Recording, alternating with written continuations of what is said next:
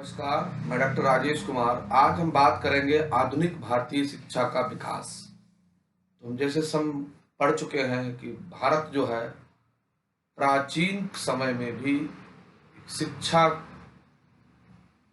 के मामले में सबसे ऊपर रहा है। तो देखा जाए प्राचीन समय में जो शिक्षा थी गुरुकुलों में होती थी और वो शिक्षा राज परिवार या सामंती सदस्यों के ही बच्चों प्राप्त कर सकते थे।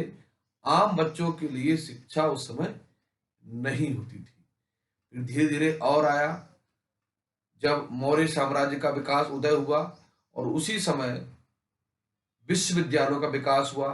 तक्षशिला, नालंदा, इस तरीके से भारतीय शिक्षा जगत में विश्वविद्यालयों का प्रवेश हुआ। लेकिन उन विश्वविद्यालयों में भी बहुत कुछ नहीं बदला। जो राज परिवार या राज परिवार से संबंधित मंत्री, सूबेदार और उनके जो पारिवारिक बच्चे थे वही शिक्षा ग्रहण कर सकते थे। और उसी समय एक दौर आया जब हमारे देश में विदेशी जातियों की, विदेशी आक्रांताओं की आगमन हुआ और जो हमारा समाज था उसको कई वर्गों में बांट दिया गया। उसमें और वो जो बंटवारा समाज में हुआ था वो घृणा के लिए हुआ था, घृणा के स्तर पे हुआ था, नीचा दिखाने के लिए हुआ था। और वहीं से जो भारत कभी विश्व विजेता था, विश्व में सोने की चिड़िया कहलाता था, विश्व में नाम था, धीरे धीरे टुकड़ों में बट गया। और जो विदेशी हमारे यहाँ आए वो चाहे पुर्तगाली हों, चाहे आर्यंस हों, चाहे फ्रांसीसी हों, और उन्होंने देश को लूटना, खसोटना और बांटने में ही इंटरेस्ट किया था। और वो दौर था कि धीरे धीरे जो शिक्षा व्यवस्था थी वो हमारे यहाँ की समाप्त हो गई। और अंग्रेजों के आक्रमण के समय, अंग्रेजों के आगमन तक आते आते 99% जो पब्लिक थी, हमारे यहाँ जनता थी, वो शिक्षा से दूर थी। और जो पढ़ने पढ़ाने का काम था वो एक वर्ग था हमारे भारत में, ब्राह्मण वर्ग, जो शिक्षा दीक्षा पढ़ने पढ़ाने का काम करता था, पाठ एक छत्र राज था उनका। और जो प्रशासक थे वो उनके बच्चे पढ़ते थे, बाकी जनता शिक्षा से दूर दूर तक कोई बाकी नहीं था। फिर जब अंग्रेज आए तो उस समय हमारे शिक्षा जो होती थी वो संस्कृत भाषा में होती थी। इंग्लिश या जैसी शिक्षा उसको कोई मतलब नहीं था। और जो मूल शिक्षा होती थी वो युद्ध कला और शासन प्रशासन की शिक्षा दीक्षा दी जाती थी। जैसे आपने सुना होगा महाभारत काल में द्रोणाचार्य, कृपाचार्य, व्यास, तो ये उस समय ही गुरुकुलों के शिक्षक रहे थे, उसमें शिक्षा देते थे। और एकलव्य का भी नाम आपने सुना होगा, जिसको गुरु द्रोणाचार्य ने शिक्षित शिक्षा देने से मना कर दिया था। तो वो दौर था हमारा प्राचीन शिक्षा पद्धति का। उसके बाद जो मुगल काल आया, मुगल काल में भारत में क्या हुआ कि मदरसों का उदय हुआ, जिसमें शिक्षा जो दी जाती थी वो उर्दू और हिंदी भाषा में दी जाती थी। तो वो भी जो मुगल कालीन राजा महाराजा थे, नवाब थे, उनके बच्चे पढ़ते लिखते थे। वहां भी आम जनता के बच्चों का प्रवेश नहीं था। अब अंग्रेजों का आगमन हुआ तो अंग्रेजों का तो सूत्र था फूट डालो राज करो। तो पहले उन्होंने क्या करा कि उन्हें अपने लिए नौकर चाकर चाहिए थे शासन करने के लिए, जो उनकी भाषा को समझ सके, उनकी कार्यशैली में उनकी कार्यशैली को समझ सके और उनको काम करने में यहाँ पर आसानी हो या राज करने में उन्हें दिक्कतें ना आए। तो पहले तो उन्होंने जो यहाँ की क्षेत्रीय भाषाएं थी उन्हीं भाषाओं में शिक्षा के लिए उन्होंने द्वार खोले। और जो अंग्रेज था लॉर्ड मैकाले, उसे शिक्षा जो आधुनिक शिक्षा का जनक अगर माना जाता है तो उसी लॉर्ड मैकाले को माना जाता है। और उस लॉर्ड मैकाले ने मिलकर जो यहाँ के भारतीय संभ्रांत लोग थे, राजा महाराजा थे, उनसे मिलकर शिक्षा देने के लिए स्कूलों का प्रारंभ किया।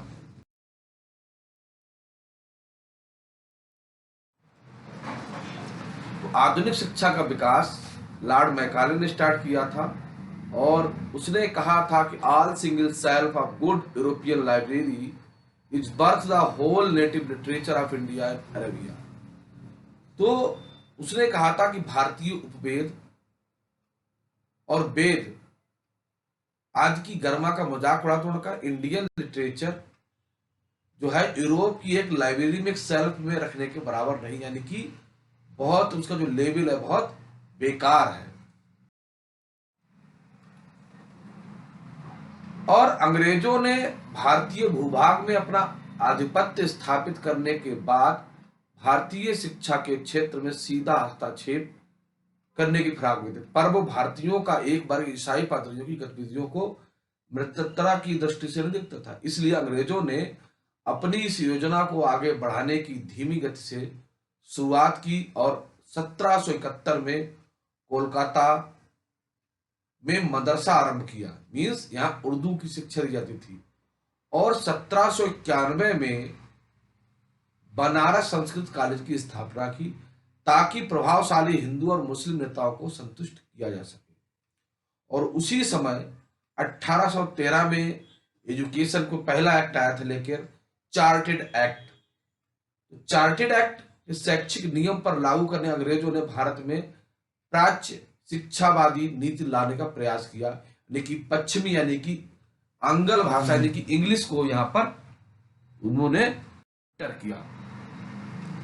और वही शिक्षा विधि आयोग के सदस्य थे लॉर्ड मैकाले ने प्राच्यवादी देसी शिक्षा के बजाय पाश्चात्यवादी अंग्रेजी शिक्षा का अपने प्रसिद्ध दस्तावेज में पुरजोर समर्थन किया।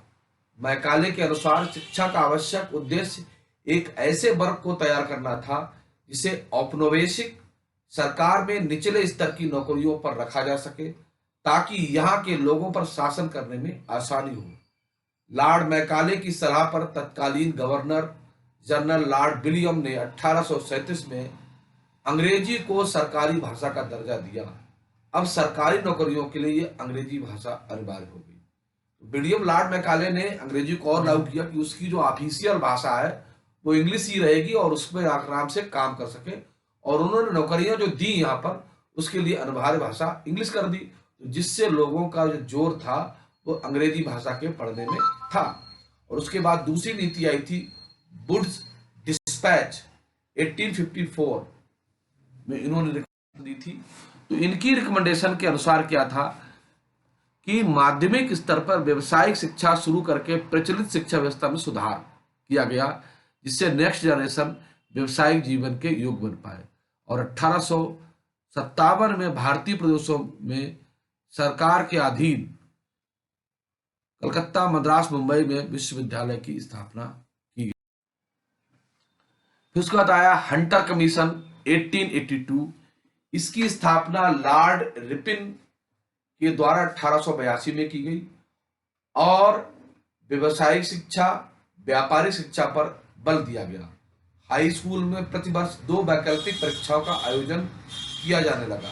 सरकार ने शिक्षा के प्रबंध के लिए उद्यमियों से अनुदान राशि का लेने का नियम बनाया। निजी प्रबंध समितियों की मदद से कई निजी कॉलेज और स्कूल खुले। 1896 में अखिल भारतीय सेवा का आरंभ किया गया जिसमें इंग्लैंड में आयोजित की जाने वाली परीक्षा के माध्यम से ही नियुक्त होती थी। यद्यपि परीक्षा भारतीयों के लिए भी खुली थी मगर अधिकांश भारतीय इंग्लैंड जाकर परीक्षा देने में असमर्थ थे। आयोग ने सरकार को महिला शिक्षा पर जोर देने को कहा। तो 1882 में हंटर कमीशन की सिफारिश थी और उन्होंने इस तरीके से भारत में जो उनकी मंशा थी कि इंग्लिश भाषा के लोग तैयार किए जाए अंग्रेजी को पढ़ने लिखने वाले, वो उन्होंने लॉन्च किया। उसके बाद हमारा जो हंटर आयोग था बेसिकली 3 जनवरी 1982 को भारतीय शिक्षा का गठन किया गया। इसमें 20 सदस्य थे, इसमें 7 भारतीय थे। इसे हंटर कमीशन या भारतीय शिक्षा आयोग 1882 के नाम से जाना जाता है। इसके अध्यक्ष सर विलियम विल्सन हंटर थे और उसके सचिव थे BL राइस। तो इन्होंने आधुनिक शिक्षा में इंग्लिश, व्यवसायिक शिक्षा और इंजीनियरिंग शिक्षा जैसी चीजों की इन्होंने पुरजोर गठन किया और महिलाओं को भी इन्होंने शिक्षित करने पर जोर दिया। हार्टैग कमेटी एक ऐसी कमेटी थी जिसका गठन साइमन कमीशन ने 1929 में शिक्षा के क्षेत्र में सुधार हेतु देने के लिए किया था। इसका अध्यक्ष हार्टग थे। अधिकांश विद्यार्थी जो पहली कक्षा में प्रवेश लेते थे, चौथी में पहुंचते पहुंचते छोड़ देते थे। अतः कमेटी ने इस अपव्यय को रोकने के लिए सरकार को सुझाए माध्यमिक शिक्षा में औद्योगिक और वाणिज्यिक विषयों पर जोर दिया। तकनीकी, वाणिज्य और हाई स्कूल, कृषि हाई स्कूल स्थापित किए थे। यानी कि वॉर दौर था जब एक तरफ हमारे जो यूरोपियन कंट्रीज थे वहां पर जो औद्योगिकीकरण की आंधी थी, यानी कि औद्योगिकीकरण चालू हो गया था, मशीनों से कपड़े बनने लगे थे, मशीनों से सामान बनने लगे थे, तो वहां के लिए टेक्निकल लोग चाहिए थे, व्यापार करने के लिए वाणिज्य के लोग चाहिए थे, और खेती करने के लिए कृषि प्रधान, वो अच्छी खेती कर सके उनके लिए कृषि सावत।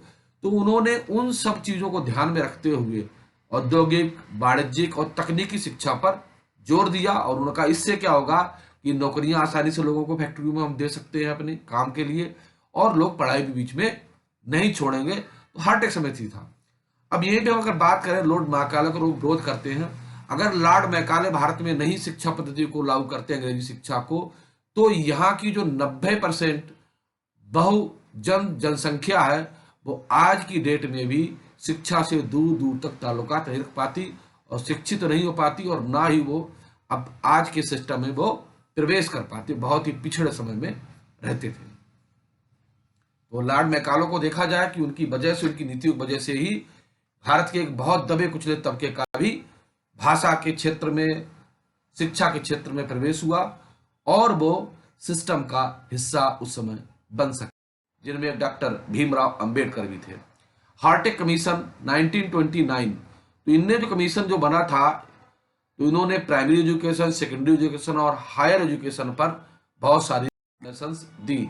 अगला प्लान आया 1944, सर्जेंट योजना। 1944 में इंग्लैंड में बटलर शिक्षा के समकालीन भारत में केंद्रीय शिक्षा बोर्ड में जॉन सर्जेंट की अध्यक्षता में एक समिति गठित की गई, जिसकी रिपोर्ट को सर्जेंट योजना के नाम से जाना जाता है। 1935 में भारत सरकार अधिनियम 1935 के प्रांतीय सरकारों को स्वायत्तता दी गई। इस समय उच्च शिक्षा का बहुत हद तक विस्तार हुआ, मगर माध्यमिक शिक्षा अब भी धीमी थी, यानी कि मिडिल क्लास। 1944 में भारत सरकार के शिक्षा सलाहकार सर जॉन सर्जेंट ने शिक्षा की एक महत्वपूर्ण एवं विस्तृत योजना प्रस्तुत की, जो सर्जेंट के नाम से जानी जाती है, और उन्होंने सिफारिशें की थी। हाई स्कूल को पुनर्गठित किया गया है। इसे दो प्रकार से बांटा जाए, पहले में कलाओं और मूल विज्ञान की शिक्षा दी जाए, दूसरे के तकनीकी हाई स्कूल में विज्ञान के साथ साथ औद्योगिक और वाणिज्यिक विषय पढ़ाए जाए। जीटीआई और आईटीआई का इन्होंने रिकमेंडेशन की थी। 6 से 11 वर्ष तक के बालक बालिकाओं के लिए व्यापक, निःशुल्क एवं अनिवार्य शिक्षा की व्यवस्था हो। 11 से 17 वर्ष की आयु के लिए 6 वर्षों की शिक्षा व्यवस्था हो। इंटरमीडिएट कक्षाओं तक की पढ़ाई हाई स्कूलों में हो। स्नातक स्तर पर 3 वर्ष का पाठ्यक्रम हो। कॉलेज में प्रवेश संबंधी नियम निर्धारित किए जाए और देश में एक राष्ट्रीय नवयुवक आंदोलन आरंभ किया जाए, जिसका उद्देश्य अपने शरीर का निर्माण, देश सेवा की भावना की शिक्षा देना। ग्रामीण पाठ्यक्रम में कृषि पर बल देना होगा। इस योजना के अनुसार देश में 40 वर्ष के अंतर्गत शिक्षा के पुनर्निर्माण का कार्य किया जाना था, परंतु कालांतर में इसकी अवधि घटाकर 16 वर्ष कर दी गई और इसकी नौबत भी नहीं आई, क्योंकि जल्द ही भारत स्वतंत्र हो गया और स्वाधीन भारत सरकार ने नई शिक्षा नीति अपनाई। पूर्णोक्त में वर्णन से अंग्रेज सरकार द्वारा भारत में शिक्षा, विशेषकर अंग्रेजी शिक्षा के लिए किए गए प्रयासों की जानकारी प्राप्त हुई। शिक्षा प्रकाश प्रसार में 19वीं 20वीं सदी में स्वयंसेवी संस्थाओं, प्रमुख व्यक्तियों ने भी महत्वपूर्ण भूमिका निभाई। उदाहरण के लिए रविन्द्रनाथ ठाकुर ने शांति निकेतन की स्थापना की। इसी प्रकार आर्य समाज ने वैदिक शिक्षा के पुनरुत्थान के लिए विकास किया। अनेक संस्थानों पर शिक्षा को राष्ट्रीय आधार पर चलाने के लिए राष्ट्रीय विद्यालयों की स्थापना की गई। इन सारे प्रयासों के परिणाम स्वरूप 19वीं से 20वीं सदी में भारत में शिक्षा की पर्याप्त। और जब देश आजाद हो गया तो उस समय नया कमीशन बना, विश्वविद्यालय शिक्षा आयोग, यानी राधा कृष्णन आयोग, 1948-1949। स्वतंत्रता मिलने के तत्काल पश्चात भारत सरकार का ध्यान शिक्षा की तरफ गया। भूतपूर्व राष्ट्रपति डॉक्टर सर्वपल्ली राधाकृष्णन की अध्यक्षता में नवंबर 1948 में कमीशन बहाल किया गया। इस आयोग को विश्वविद्यालय पर शिक्षा पर अपनी रिपोर्ट देनी तथा आवश्यक सुझाव देने थे। आयोग ने इस प्रतिवेदन अगस्त 1949 में प्रस्तुत किया, लिखित सिफारिशें थी। शिक्षा के क्षेत्र में सांप्रदायिक एवं संकीर्ण विचारों पर रोक लगाई जाए, इनके शारीरिक एवं सामूहिक क्रियाओं पर बल दिया जाए। आयोग ने इस बात पर विशेष जोर दिया कि माध्यमिक स्तर पर ही शिक्षा के अलावा भौतिक वातावरण से पूर्ण परिचय के अतिरिक्त भौतिक तथा शारीरिक विकास के मूल सिद्धांतों की जानकारी दी जाए। संचार साधन के रूप में भाषा को स्पष्ट और प्रभावी रूप से प्रयोग किया जाए। स्नातक पाठ्यक्रम की अवधि 3 वर्ष होनी चाहिए, ये इसी आयोग का सुझाव था। विद्यार्थी के लिए पर्याप्त छात्रवृत्ति की व्यवस्था हो। शिक्षकों की विभिन्न श्रेणियों जैसे प्रवक्ता, प्रपाचक, व्याख्याता एवं शिक्षक। विश्वविद्यालय पूर्व 12 वर्ष का अध्ययन। विश्वविद्यालय में परीक्षा के दिनों के अतिरिक्त कम से कम 180 दिन पढ़ाई होनी चाहिए, जो 11 सप्ताहों के 3 सत्रों में बांटी जाए। सामान्य शिक्षा के लिए अतिरिक्त व्यवसाय शिक्षा पर बल दिया। प्रशासनिक सेवाओं के लिए स्नातक अनिवार्य की। शिक्षा को समवर्ती सूची में रखा। स्नातक प्रशिक्षण एवं शोध स्त्री शिक्षा का विकास हो। विश्वविद्यालयों के अध्यापकों के वेतन में वृद्धि की जाए। एक विश्वविद्यालय अनुदान आयोग बनाया जाए जो देश में विश्वविद्यालयों की शिक्षा की देखरेख कर सके। सरकार ने राधाकृष्ण आयोग के अनेक सुझावों को स्वीकार कर आवश्यक कदम उठाए। सरकार का महत्वपूर्ण कार्य था 1953 में विश्वविद्यालय आयोग की स्थापना करना। आगे चलकर स्वतंत्र भारत में शिक्षा के क्षेत्र में अन्य प्रयास भी हुए और अभी किए। अगला आयोग बना मुदलियार आयोग, माध्यमिक शिक्षा आयोग 1952।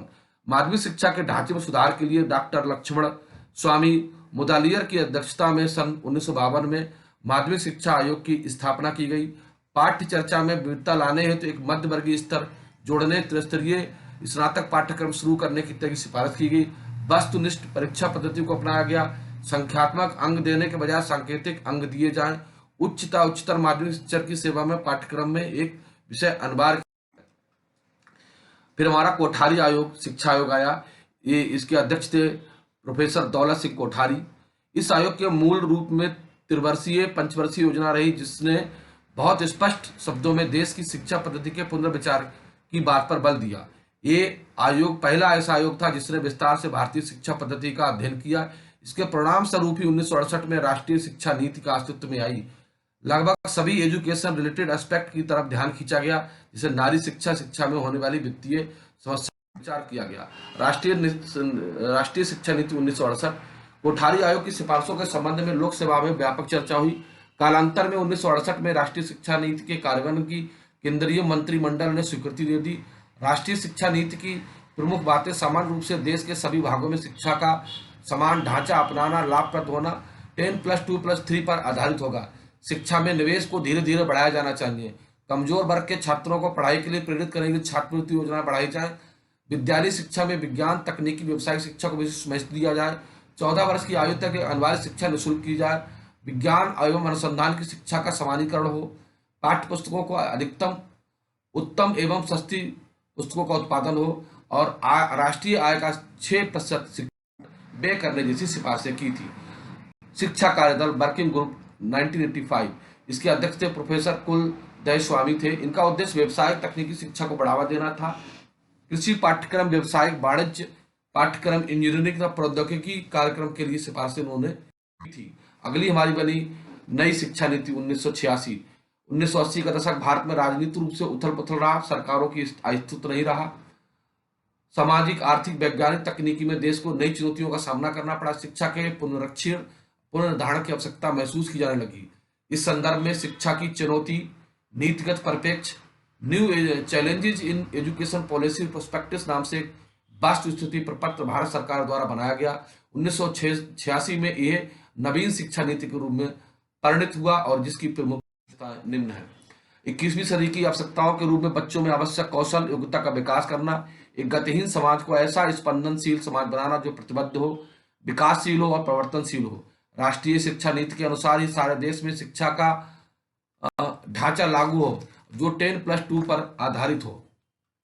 इसके अलावा राष्ट्रीय शिक्षा व्यवस्था में एक जैसी केंद्रित पाठ्यक्रम पर बल दिया गया। शिक्षा का सामाजिक प्रसंग होना चाहिए।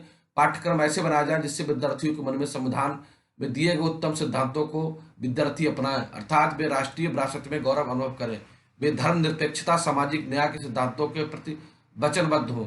वे देश की अखंडता, एकता के प्रति अनुरक्त हों। वे अंतर्राष्ट्रीय प्रतिपत्ति का नियम कट्टर विश्वासी बन जाए। आचार्य राममूर्ति समिति 1990 में गठित किया गया।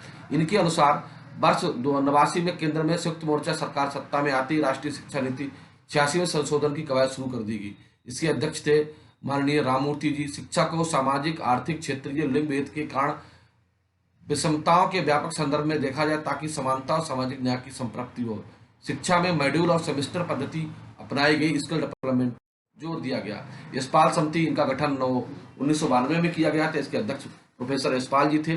1992 में शिक्षा प्रणाली में सुधार, प्राथमिक शिक्षा को अधिक सुरुचिपूर्ण तथा गुणवत्तापूर्ण बनाने, छात्रों की समझ में वृद्धि, पाठ्यक्रम को व्यवस्थित करने का उद्देश्य, उबाऊ गुणवत्ताहीन परीक्षा प्रणाली को रुचिकर बनाना और शिक्षा को तकनीकी से लाभदायक